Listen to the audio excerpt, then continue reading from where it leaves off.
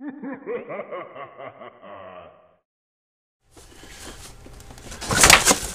well, here's my next project. This just came in.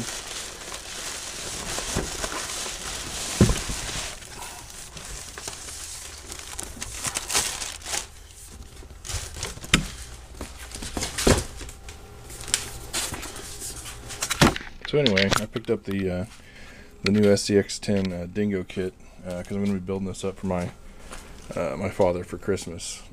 My dad got me into RC when I was about 10 years old, which is a little longer ago than I care to admit, but he a few years ago, recently, he lost his sight, so he wasn't able to fly airplanes anymore or, you know, run like go fast RC cars. Well, we thought, I thought as soon as I got into crawlers that this would be perfect for him because it's inherent in crawling that you stand really close to the RC, and with his impaired vision, he can't see anything except extremely up close. So I'm going to be building this up for him before Christmas. It's about 2 weeks before that, so it's going to be getting into a crunch pretty soon, but there are a couple little things which are going to make it even more difficult to get done. Is that I'm not going to be building it up as a Dingo. This is the HPI, I don't know if you can see it. This is the HPI 79 Ford F150, which when I was growing up, my dad had a 77 F150 long bed that he called Old Gold. It was just this massive truck. It had huge tires on it.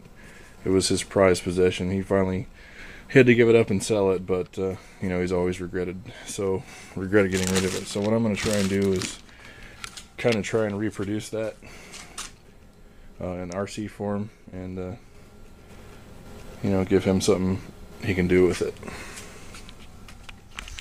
Now, I've started a thread about this on RC Crawler, so some of you may be familiar with the story already, but when my dad got me into RC,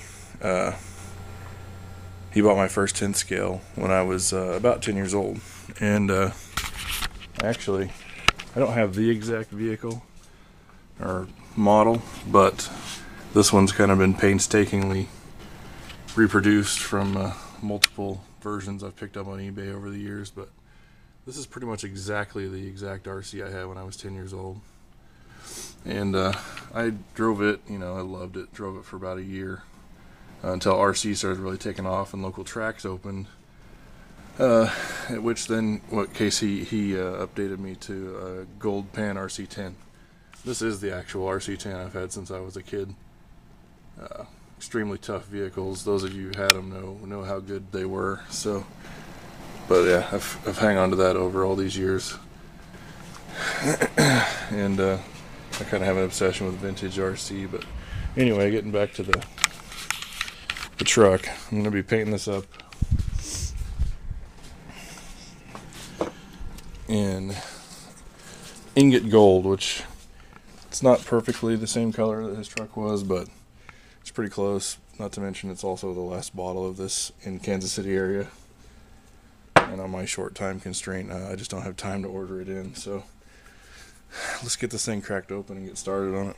I really wanted a kit version of the honcho because of the longer wheelbase. I think it would be more suited to this body, so I may be substituting the links that come with the Dingo. I might have extra links from my honcho. I may have to stretch it out to get the wheels to line up underneath the wheel wells. So it's going to be a little bit of a different build. Also, you can't see this at all. The 79 Ford F150 has square headlights. The 77 my dad had round. So I'm going to try and do something with some light buckets and some chrome paint and try and get this thing to mimic that 77 as close as I can.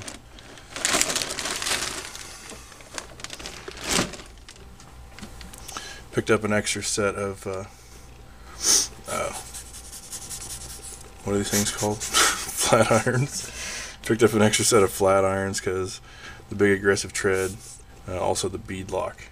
For whatever reason, the new kits or the new SCX10s have a glue-on tire, which I'm not sure how I feel about that. Probably be fine in my dad's case, but anyway, these will have a lot more aggressive tread than the ripsaws that come on this, so I'll probably be putting these on there because it'll mimic more of the tires that he had on his truck back in the day.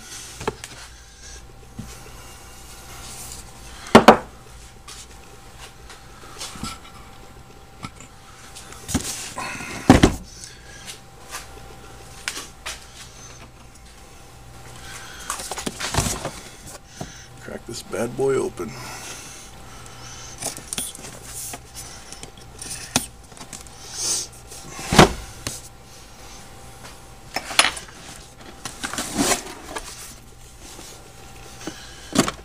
I have to say, Axial's kind of presentation, as far as when you open the box, is pretty dang nice. Kind of reminds me of opening an Apple product or something. When you open an Associated or a Losi or something, it's just going to be like, there's just bags of parts everywhere. This is pretty cool. It's a nice surprise when you open the lid. Oops. Some ball bearings.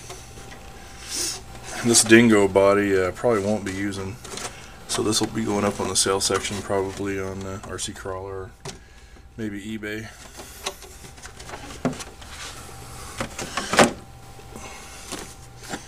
R35 ripsaws.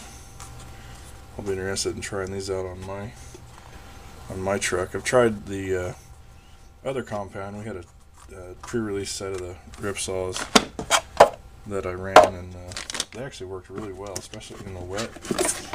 Pretty impressed.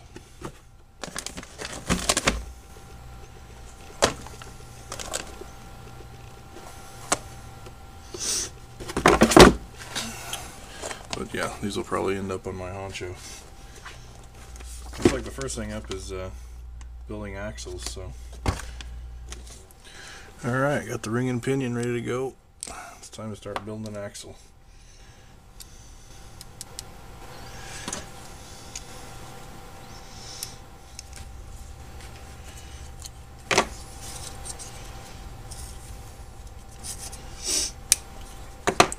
Again, like I showed in my other video, this kit comes with 3-link and it also comes with 4-link. I don't know where it's at the moment, but I saw it in one of the bags, so I will, similarly on this vehicle, I'll be building it up with 4-link on each end. Also be packing it with marine grease.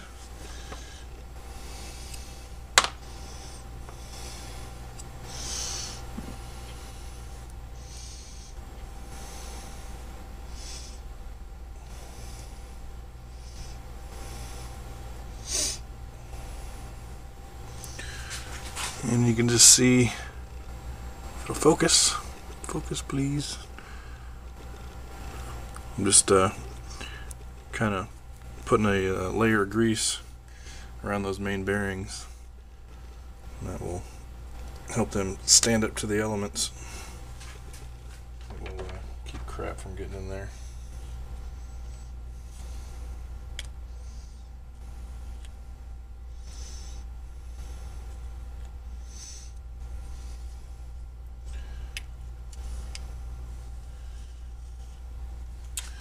And there we go, one built axle. Should be pretty thoroughly waterproofed. Just need to grease the lockout bearings and put the axle half together.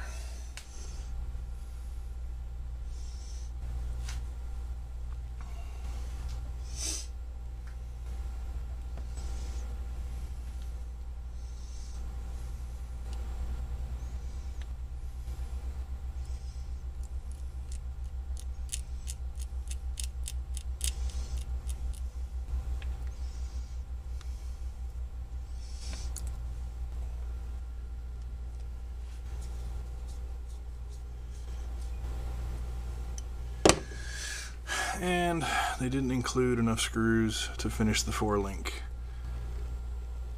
So now I gotta go track down some more screws. And you can see that cross pin just goes in there, holds everything together, and then you just slide this collar over the top and it keeps that pin from coming out. And you actually bolt this portion into the drive shaft. There's a screw on the back side. You just bolt that portion in there, and it keeps that collar from coming off. Pretty cool design. As long as you Loctite that screw underneath there, it should hold up just fine. Designed by Axial. I'm glad to see somebody try something different, because it seemed like all the companies use the same style drive shaft, and the pins always work themselves loose. I always carried, let's take a look. I always carried tons of extra drive shafts, because you always inevitably twist one or lose a part. I always had tons of that with me every time I went out.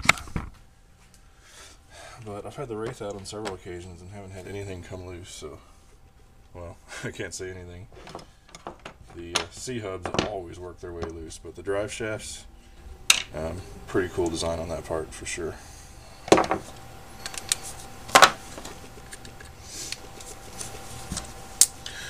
And there we go, 2 working drive shafts. Let's build some shocks.